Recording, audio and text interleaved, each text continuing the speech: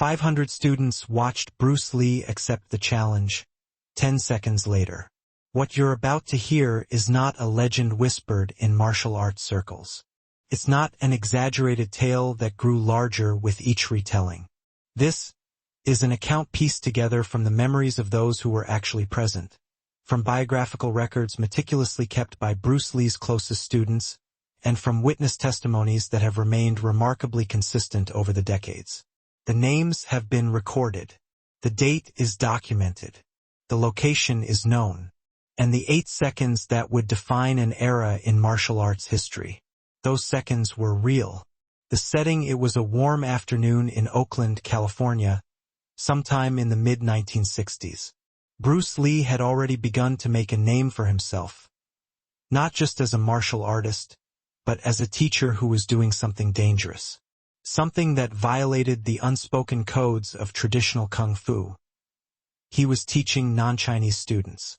He was opening the door to secrets that had been guarded for generations. And for that, he had enemies. But he also had followers, hundreds of them. On this particular day, Bruce had arranged a special demonstration class at a rented gymnasium space in the East Bay. Word had spread through the community. Students who normally trained in his small school in Oakland's Chinatown had invited friends, fellow martial artists, even skeptics who wanted to see what all the noise was about. By the time Bruce arrived, the gymnasium was packed. According to students who were there, the count reached somewhere between 400 and 500 people. A sea of faces, most of them young, sitting cross-legged on the wooden floor, pressed against walls, standing in doorways. The energy in that room was electric. You could feel the anticipation humming in the air like a physical force. These weren't casual observers. Many were serious practitioners themselves. Judoka, karate students, wrestlers, boxers. They had come to witness something they'd heard was revolutionary. A Chinese man, barely over 130 pounds, teaching a style that seemed to break every rule they'd ever learned about martial arts. The arrival Bruce entered the space quietly, as he always did. He wore simple black pants and a dark, fitted shirt. No elaborate uniform, no ceremonial belt, no performance. Those who knew him recognized the calm in his movements, the way his eyes scanned the room without judgment, taking in everything, processing, calculating. He moved to the center of the floor, and the murmur of conversation died down almost immediately. He didn't demand silence. Silence came to him. He began to speak. His voice was clear, direct, unadorned. He talked about the limitations of classical martial arts, about the difference between practicing for tournaments and preparing for real combat. He demonstrated techniques with a few of his senior students. Fluid, explosive movements that seemed to defy the rigid forms most people associated with kung fu. Witnesses later recalled how he could generate devastating power from almost no distance at all. How his strikes landed before you even saw them coming. But more than his physical skill, it was his philosophy that captivated the room. He spoke about being like water, about adapting to your opponent rather than forcing a predetermined style, about honesty in combat. The demonstration had been going on for perhaps 45 minutes when the atmosphere shifted. A disturbance near the back entrance. Heads began to turn. Whispers started to ripple through the crowd like wind through tall grass.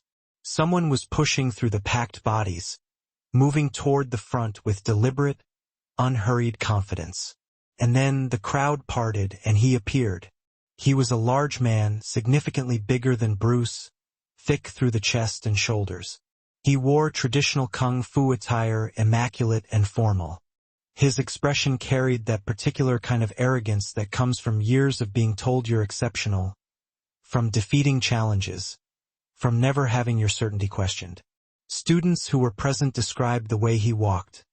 Not rushed, but purposeful, as if the space itself should naturally make way for him. His eyes were fixed on Bruce, and there was something cold in that gaze. Something that said this wasn't a social visit. The gymnasium fell silent. 500 people holding their breath. The challenge, the man stopped approximately 15 feet from where Bruce stood. For a long moment, neither of them moved. Bruce's students instinctively created more space, widening the circle, though no one had given any instruction to do so. It was as if everyone in that room understood, simultaneously, that something significant was about to happen. The challenger spoke first. His voice carried easily across the silent space, loud enough for everyone to hear, though he never raised it to a shout. His words were formal, delivered in Cantonese, then repeated in English for the benefit of the crowd. He identified himself as a master of a traditional kung fu style, one of the old schools with lineage stretching back generations.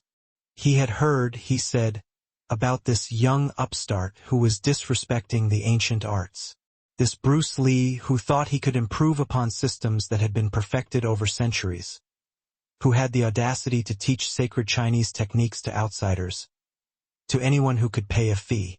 The challenge was clear even before he finished speaking. It hung in the air like smoke. According to witnesses, Bruce's expression didn't change. He didn't bristle, didn't argue, didn't defend himself with words. Those who knew him well recognized this stillness. It wasn't passivity. It was the absolute calm that comes before decisive action, like the surface of water before a stone breaks through. One of Bruce's senior students, a man named James, later recalled the moment. You could feel the tension in that gymnasium like a physical weight pressing down on everyone. Students were frozen. Some looked frightened, others excited. A few of the more experienced martial artists in the crowd recognized what was actually happening here. This wasn't going to be a friendly sparring match or a philosophical debate. This was about honor, territory, tradition. This was the old world trying to put the new world back in its place. The challenger continued. He said that if Bruce Lee truly believed his way was superior, he should be willing to prove it. Right here, right now, in front of all these students who looked up to him. A real fight. No rules. No protective gear. First man to concede or become unable to continue loses. The acceptance, the gymnasium remained silent, but the quality of that silence had changed. It was charged now. Dangerous. People who had come to watch a demonstration suddenly realized they were about to witness something else entirely. Something that could turn violent. Something that could end very badly. Bruce stood perfectly still for what felt like minutes, but was probably only seconds. Those closest to him said they could see him breathing, slow and controlled, his gaze steady on the man in front of him. Then he spoke. His voice was quiet, but carrying perfectly through the hushed space. "If that's what you need," he said simply. No posturing, no trash talk, no elaborate acceptance speech. Just 5 words that sealed what was about to happen. The challenger smiled. Not a warm smile, but the smile of someone who believes they've already won, who thinks this young, smaller man has just made a fatal error in judgment. He began to remove his formal jacket, moving with theatrical slowness, clearly enjoying the moment, drawing it out. He handed the jacket to someone near the edge of the circle, rolled his shoulders, and cracked his neck from side to side. Bruce removed nothing, changed nothing. He simply adjusted his stance slightly, weight settling into his legs, hands rising to a ready position that looked almost casual. Fingers loose, relaxed. But students who had trained with him recognized that stance. It was the position he took when he was about to move at full speed, full power. No holding back. No demonstration mode. The fight.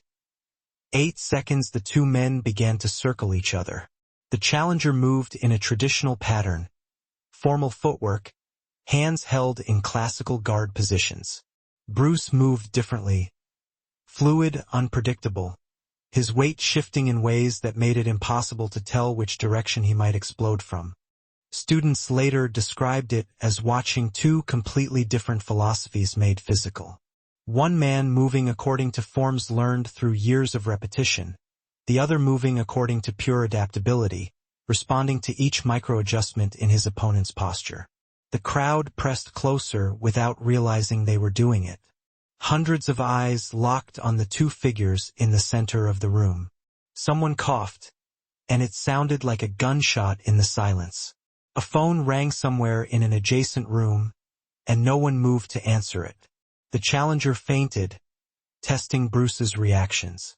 Bruce didn't bite, didn't flinch, just kept moving, kept that loose, ready position, eyes never leaving his opponent's center mass, watching not the hands or feet, but the core, where all movement originates. Then the challenger committed to an attack. A straight punch, fast and powerful. The kind of strike that had probably ended dozens of previous confrontations. His whole body was behind it. Proper form, proper power generation.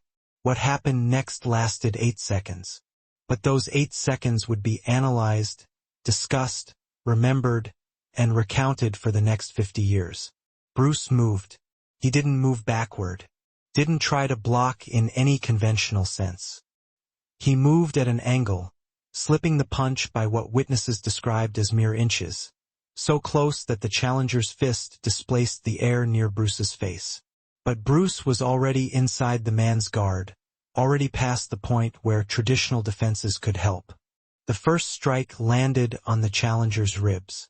Students who were positioned on that side of the circle heard it.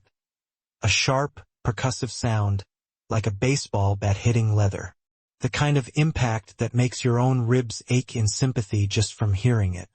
The challenger's body jerked from the force, his breath exploding outward in a grunt that echoed off the gymnasium walls.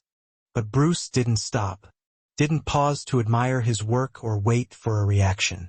His hands were already in motion again, a blur of strikes so fast that witnesses would later disagree about how many actually landed. 3 hits? 5? 7? All they knew for certain was that each one connected with surgical precision. Solar plexus, jaw, temple. Not wild swings, not flashy spinning techniques, just pure, efficient violence delivered with mechanical accuracy. The challenger tried to respond. His training kicked in, years of conditioning screaming at him to counter, to defend, to do something. He threw another punch, tried to grab, attempted to create distance. But Bruce was everywhere and nowhere. The moment the challenger committed to any action, Bruce had already moved past it, around it, through it. It was like watching someone try to fight smoke. James, Bruce's student, later said it reminded him of watching a chess grandmaster play against an amateur.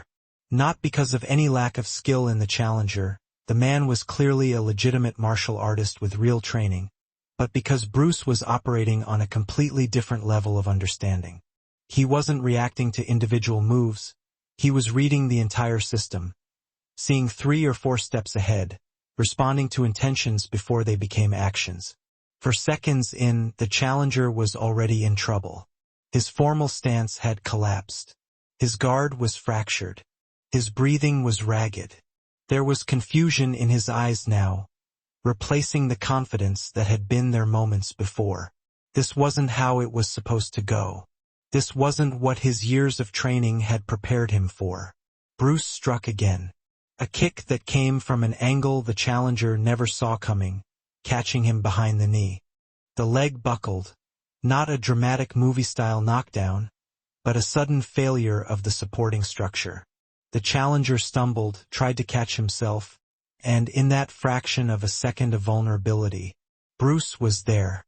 A straight punch, almost impossibly fast, stopping just short of the challenger's throat. Less than an inch of distance. The fist hovering there, perfectly controlled, with all the devastating power that could have crushed the windpipe held back by pure will and precision. And then Bruce froze, held that position, his fist at the man's throat, his eyes locked on the challenger's eyes. And in that moment, everyone in the gymnasium understood what was being communicated. I could end this. I could hurt you badly. But I choose not to. The aftermath, the silence was absolute. 500 people not breathing. The challenger's face had gone from flushed with exertion to pale with realization. His hands, which had been trying to defend, to counter, to fight, slowly lowered. His eyes, which had been full of arrogant certainty when he walked into the room, now showed something else entirely. Not just defeat, understanding. The sudden, crushing awareness that everything he thought he knew about combat, about martial arts, about his own capabilities, all of it had just been called into question in 8 seconds of truth. Bruce held the position for another heartbeat, then slowly withdrew his fist, stepped back, returned to a neutral stance. His breathing was controlled, barely elevated. He wasn't winded, wasn't flushed. He looked exactly as he had before the confrontation started, except for a thin sheen of sweat on his forehead. The challenger stood there, swaying slightly, one hand unconsciously moving to his ribs where the first strike had landed. His mouth opened as if to speak, but no words came out. What could he possibly say? His formal challenge had lasted less time than it takes to tie a shoe. His certainty had been dismantled in the time it takes to take 2 full breaths.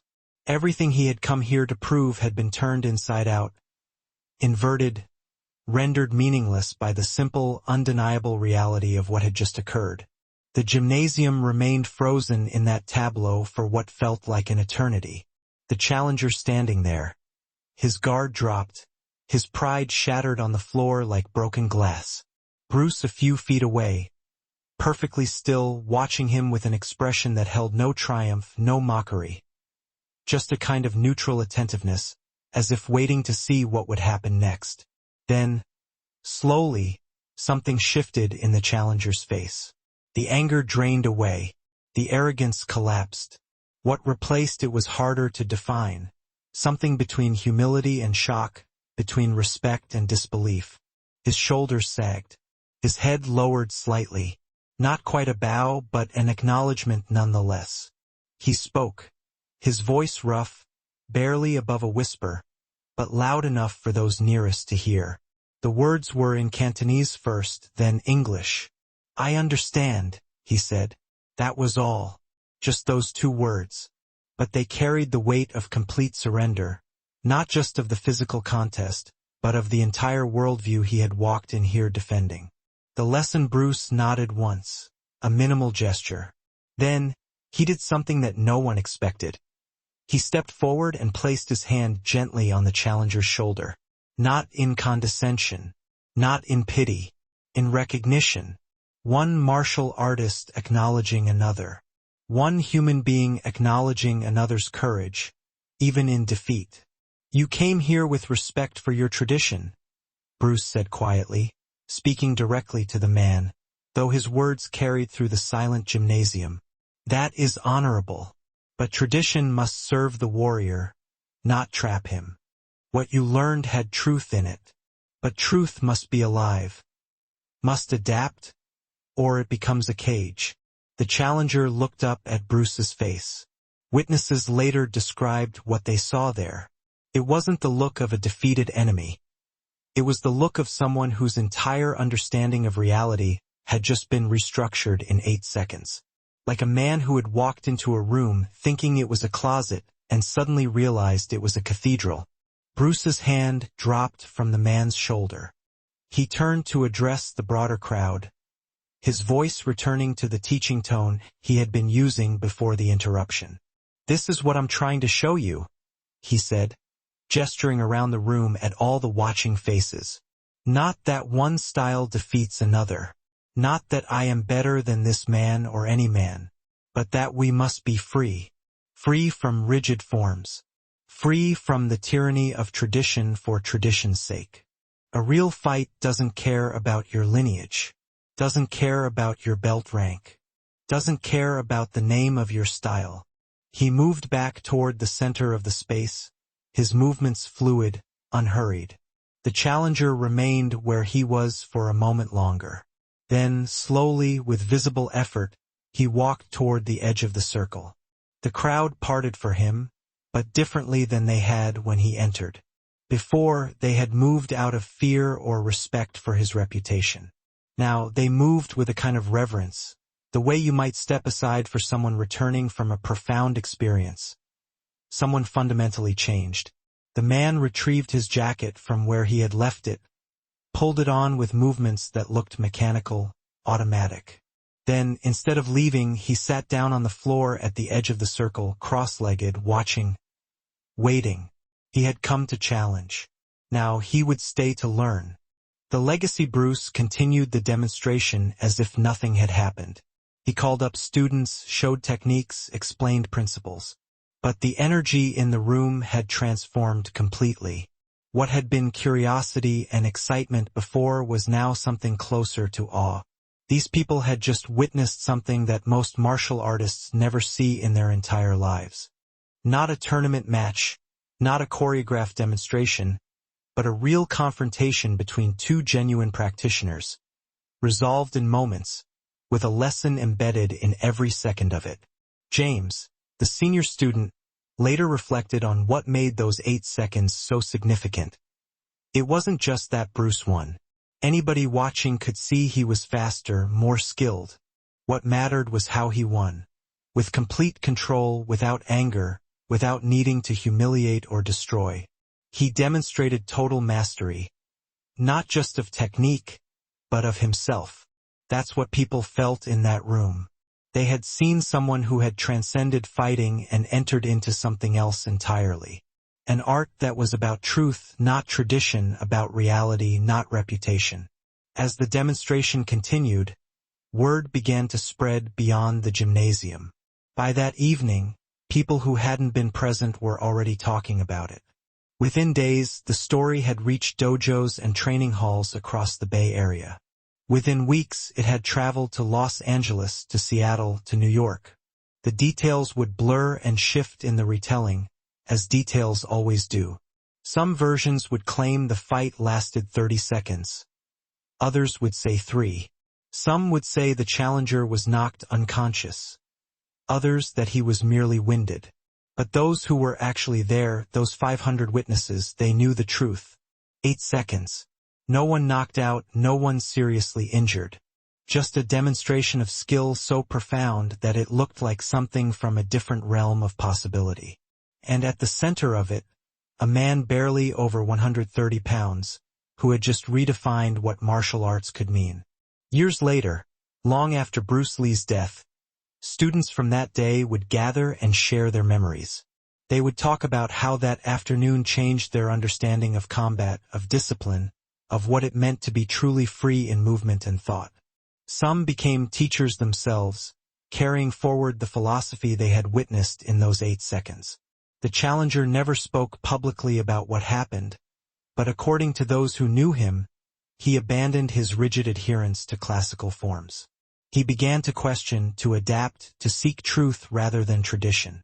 Bruce Lee taught many lessons in his short life, but perhaps none was as complete, as perfect in its simplicity, as those 8 seconds in an Oakland gymnasium. 8 seconds that proved what he had been saying all along. Be formless. Be adaptable. Be real. The greatest victory is not in destroying your opponent, but in showing them and yourself a deeper truth.